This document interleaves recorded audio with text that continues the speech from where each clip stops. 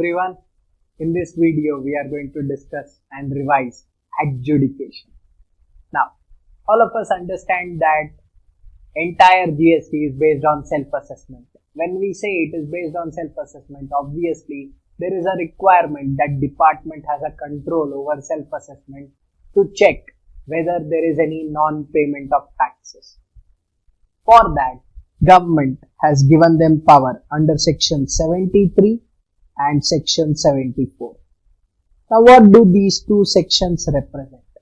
Section 73 provides for issuing a notice, that is show cause notice, and a demand order under section 73, which is for other than FMS. FMS, fraud, willful misstatement, suppression of facts. If it's a case of other than fraud, willful misstatement or suppression of facts, a notice and demand order will be issued under section 73.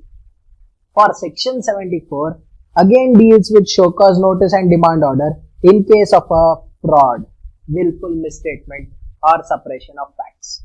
Now, when we talk about these two sections, you should be very careful about one very important point. There are only 5 cases for which notice can be issued. 1.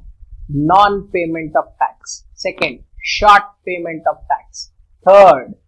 Wrong availment of ITC. 4th. Wrong utilization of ITC. And the last one is erroneous refund. What's the meaning of erroneous refund? Where a person has taken refund where he was not eligible for such refund.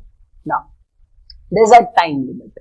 Government cannot come back to me after 10 years saying that you did not pay tax at that point of time. So there's a time limit which is mentioned in the law. What is the time limit for issuing notice? See, whenever we talk about time limit, there is a time limit for issuing show cause notice. There's a time limit for issuance of demand order. In case of other than fraud, this limit is 2 years and 9 months. And for demand order, the time limit is 3 years. By this time, demand order or show cause notice has to be issued. This is the last date for issuing notice, last date for issuing a demand order. For fraud cases, this is 4 years and 6 months. And demand order, the total time is 5 years. You know what's the most important thing in this? From where does all these time limits start? That's the most important thing. All these time limits start from the due date for filing annual return for a financial year. That means, say suppose there is a transaction of fraud in August 2020. If there is a fraud in August 2020, पहले financial year find करो. What is the financial year? 2020-21. Now when I say 2020-21 is the financial year, what is the due date for filing annual return? The due date for filing annual return would be 31st December 2021. From that 31st December 2021, you will start counting this. Be very careful. These timelines don't start when the fraud was done, when the short payment was done. It does not start from the end of financial year. It starts from due date for filing annual return for such financial year. From there you will start counting. Clear? Okay. In case of erroneous refund, these time limits are calculated from the day when we receive such erroneous refund. Such refund, excess refund which we have received, from that day this time limit begins. Clear with this? Yes. Now what is the adjudication process? See, adjudication process starts with issue of notice, goes to notice has to be served. Then the next step is we reply to that notice. Thereafter there would be a personal hearing, and finally an order is passed. See, time limit is given for these two things, order and issuance. That means all the other processes should be completed within that time. So there is a time limit or last date to issue notice, last date to issue order. Remember, these are last date to issue orders or notices. That means, say suppose a fraud is done in August. Can a notice be issued in August? Yes, obviously. Can order be passed in October? The answer is yes. After giving an opportunity, order can be passed. So please understand, these are last date for passing the order or issuance of notice. Now, here government has fixed limits for superintendent, ACDC, that is Assistant Commissioner, Deputy Commissioner, and Additional Commissioner, Joint Commissioner. These are the three adjudicators. Adjudicators matlab any decision will be passed by these three: Superintendent, ACDC, Additional Commissioner, Joint Commissioner. How much power is available? If it's a matter of CGST, then up to 10 lakh rupees. If it's a matter of IGST or a combination of CGST plus IGST or C plus S, in that case, this will be 20 lakh. So to this extent, superintendent can go with an order. Tax amount. We are only talking about tax amount. ACDC, it's from 10 lakh, above 10 lakh to 1 crore. For IGST, double, 20 lakh to 2 crore. And more than 1 crore or more than 2 crore in IGST, that is done by Additional Commissioner, Joint Commissioner. Remember, Commissioner does not adjudicate. Adjudication is done by these three officers. Now, one more very interesting question which arises is, how do you serve a notice? How do you serve a notice? See, notice can be served by hand delivery, which is tendering. Notice can also be served through email. Notice can also be served through registered post or authorized courier agencies with acknowledgement due. It can also be served on the common portal, that is gst.gov.in. If these are not possible, publication of newspaper is also permitted. Now, if these are not practical, then fix it on the premise of the registered person where his last address was there. If there is no premise at all, in such cases, government says, put it in the notice board of the proper officer, that is considered as service. But this cannot be used as the first mode. Never. Only when other things are not permissible, you can go by this particular mode. And what is that mode? That mode is fixing on the notice board of proper officer. This is the last resort. Okay. Now, say suppose there was a notice issued for 1819. 1819 के लिए एक notice issue हुआ. ठीक है? Show cause notice issue हुआ. उसके बाद 1920 same matter continues. Officer has two options. One, he can issue a fresh show cause notice, or he can also issue a statement providing information that it's a same matter. So same matter के लिए officer can issue a statement, and that statement would be regarded as a valid notice. So this is an option which is available to officers. Clear with this? Yes. Now, there are a lot of instances where Section 74 notice is issued, meaning fraud notice is issued, but thereafter it is held by the court that it was not a notice under fraud. There was no fraud which was done. In such cases, department cannot issue a new notice under 73 now because time limit would be already over. Government has provided a solution to this. What does the law say?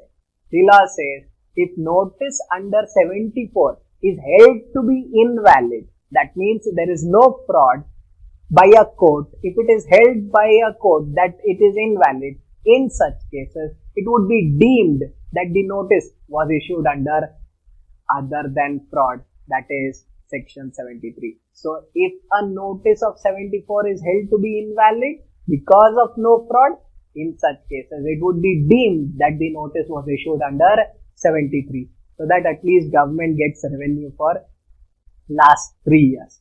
Otherwise, for fraud cases, they can recover from last 5 years. Clear with this? Yes. Yes. Because most of these are continuing matters. When I say continuing matters, that same issue would continue for 1819, 1920, 2021. Business continues and issues remain same mostly. Okay. Then, say suppose notice is stayed by a court. If notice is stayed by a court, then in that case, the period of stay would be excluded for computing all these limits. Done? Okay. Government also gives some discount schemes. Yes, there are some discount schemes available depending on whether it's a case of other than fraud or it's a case of FMS. There are some discount schemes. But discount is not in tax. Discount is not in interest. Discount is only in penalty. Okay.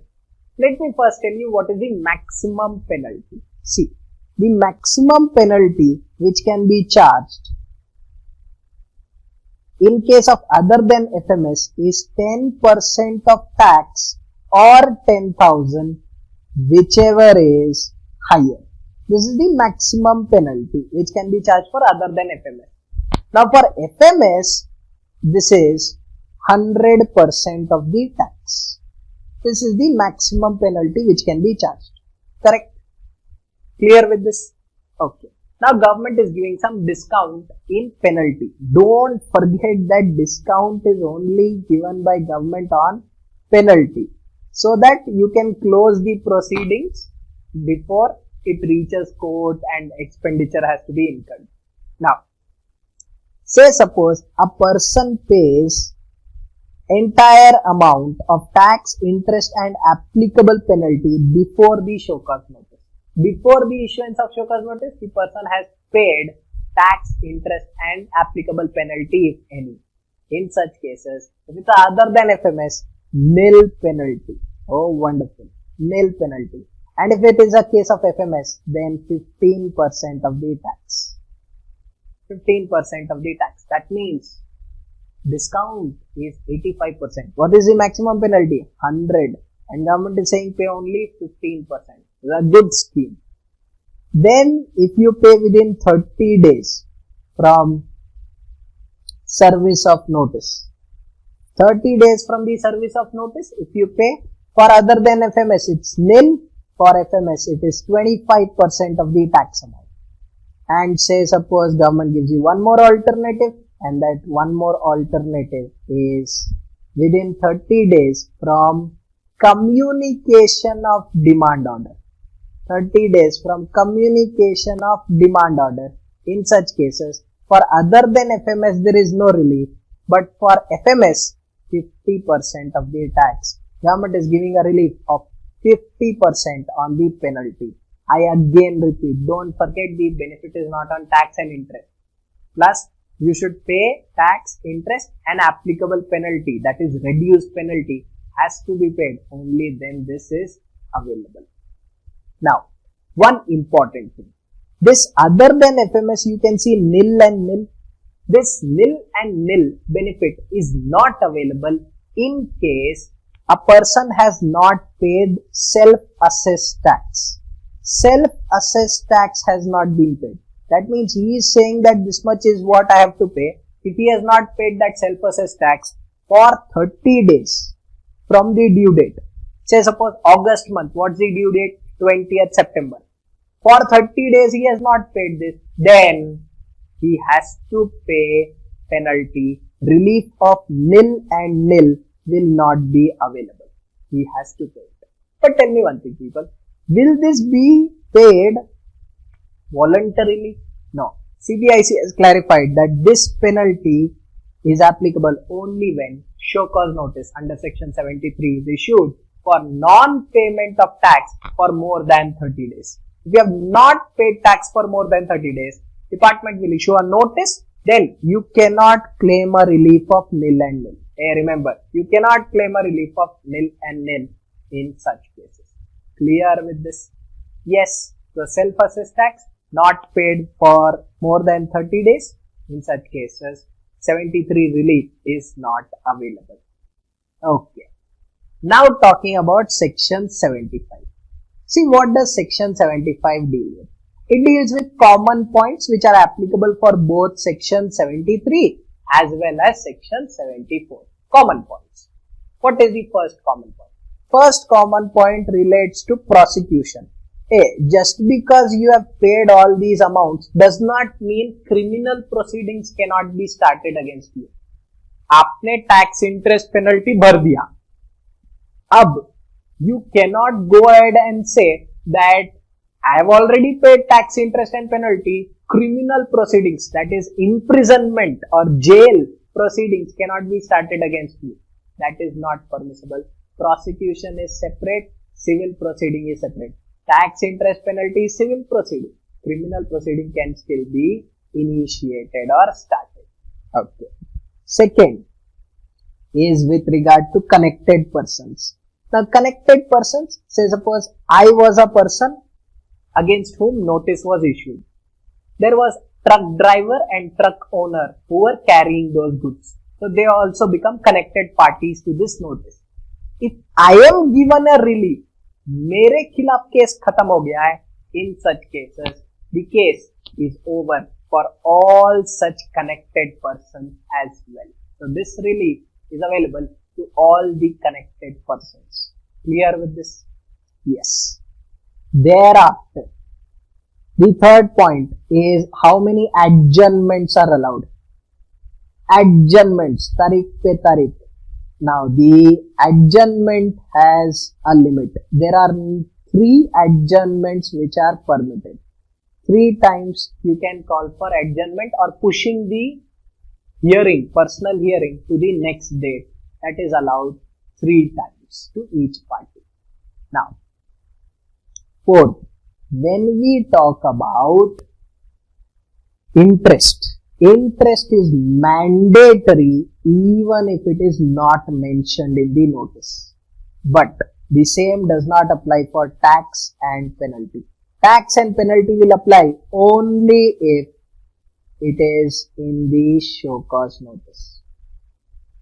If, say, suppose a matter is not mentioned in the show cause notice, then can the proceedings be done for that matter? The answer is no, never. And remember one thing, demand order can never go beyond the show cause notice. Say, suppose notice is issued for 10 lakh. Demand order cannot be 12 lakh. That is not permissible, people.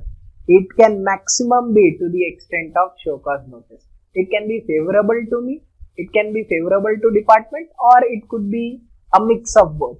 But never can demand order cross the notice amount. But interest is always mandatory. Plus, some cases where the case is sent back to the officer by a higher authority. Say suppose High Court sends it to the to the officer saying that there was a issue, you have not seen into the issue correctly.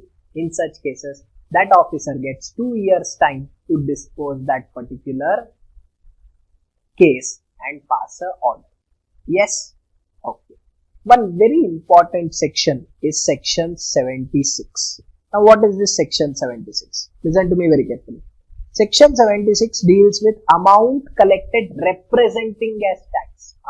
You are not collecting tax. You are collecting an amount which represents as tax. Say suppose मैं एक exempt service दे रहा हूँ. I am providing an exempt service. Now I collect tax. If there is no tax applicable on that, so I have collected an amount representing it as tax. First of all, I need to pay this amount forthwith. What's the meaning of forthwith? Immediately I have to pay the amount. And if I don't pay it immediately, interest will be applicable. And can the department issue a show cause notice? The answer is yes. And the biggest thing is there is no time limit. No time limit mentioned in the law. This is an open-ended provision. No time limit, meaning show cause notice can be issued anytime.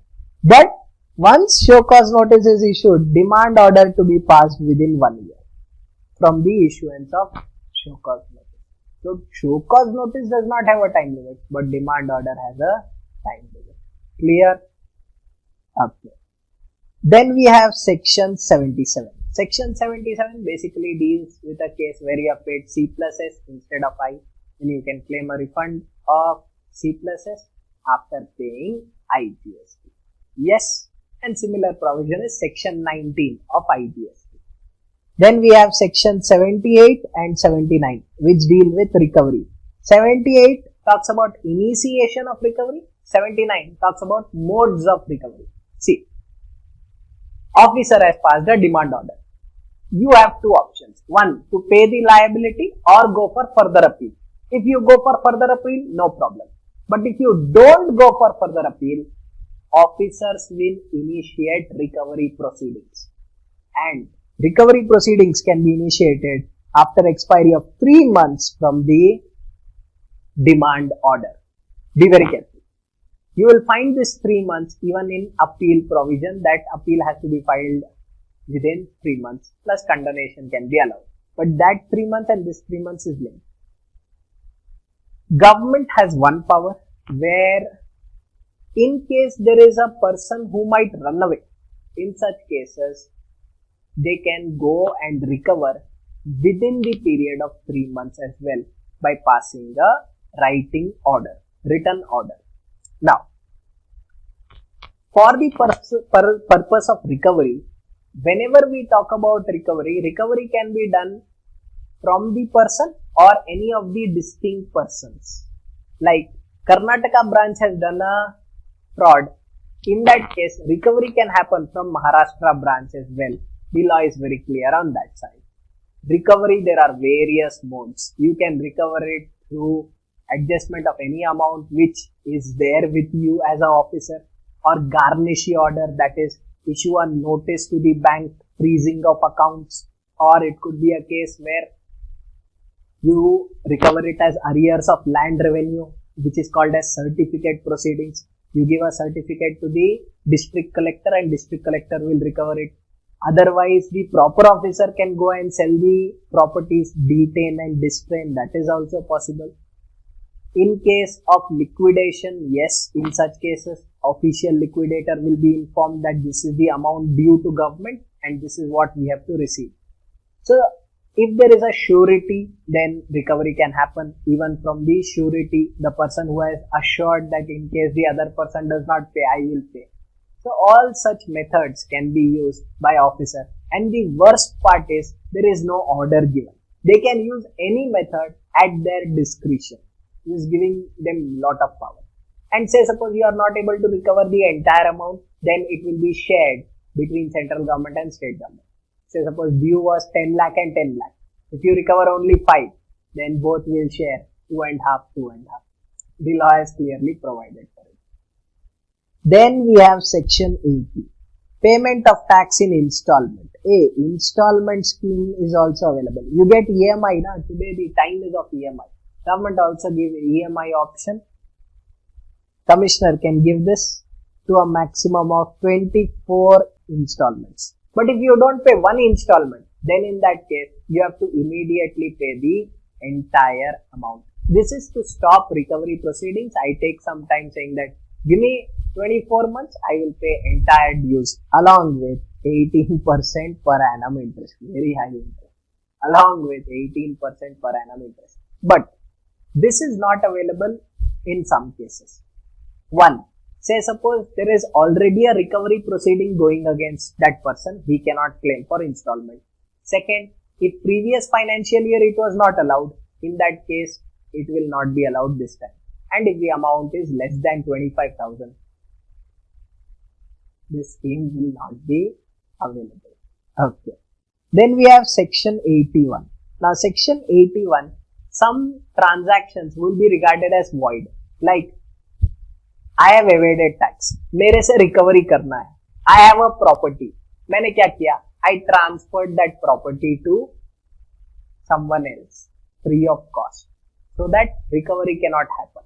In such cases, that transfer will be regarded as void. Something which you have read in Indian Contract Act.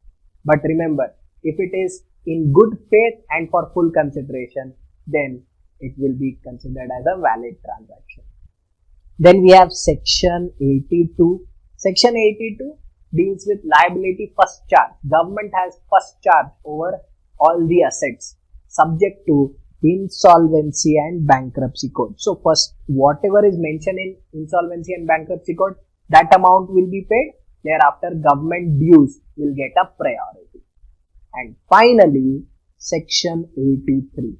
Provisional attachment. Be very careful. This is not assessment.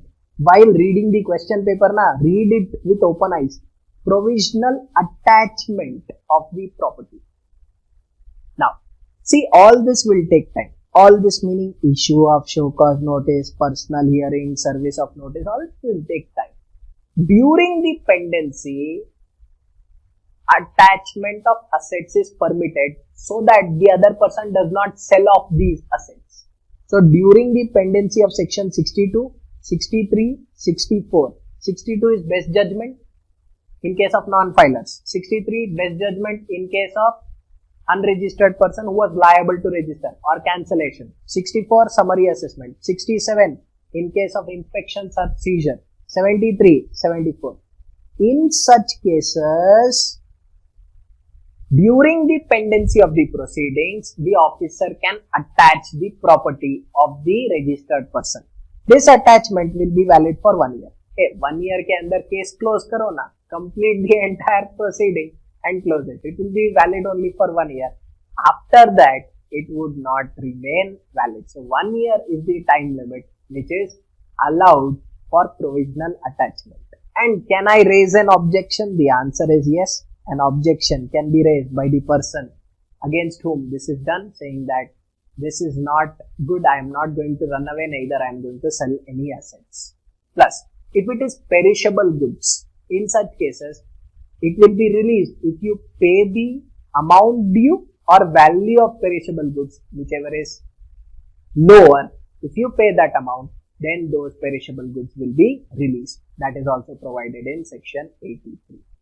Clear with this? So we started with 73 and we end at 83.